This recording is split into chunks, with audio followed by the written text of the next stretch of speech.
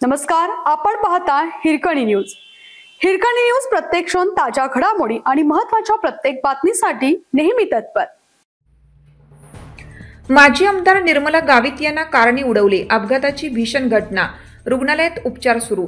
माजी आमदार निर्मला गावित यांचा भीषण अपघात झाला असून घराजवळ नातवासोबत फेरफटका मारत असताना हा अपघात झाल्याची माहिती आहे।